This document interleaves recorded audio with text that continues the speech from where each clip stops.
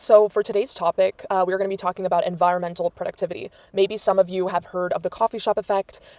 It describes a phenomenon where working in a public space like a coffee shop can create a hyper focused state because of various things, but like the background noise, other people working around you, the fact that you're in public, so you can't just sort of like go, zone out in the same way that you maybe would at home. So, basically, there's actually a lot of science to support that a change of scenery can actually really help when you're trying to be more productive or maybe to break unproductive habits.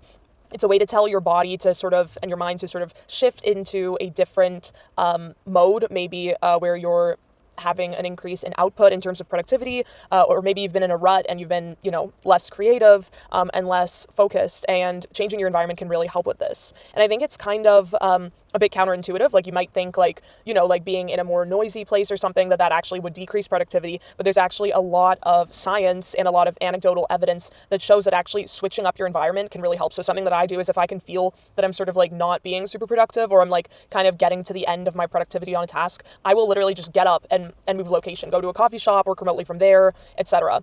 So that helps a lot. And I think it also ties into Parkinson's law. I did a video on that as well, where if you really want to get the most done in the least amount of time, which why would you not want to do that, then actually switching your location is an amazing strategy to have in your back pocket.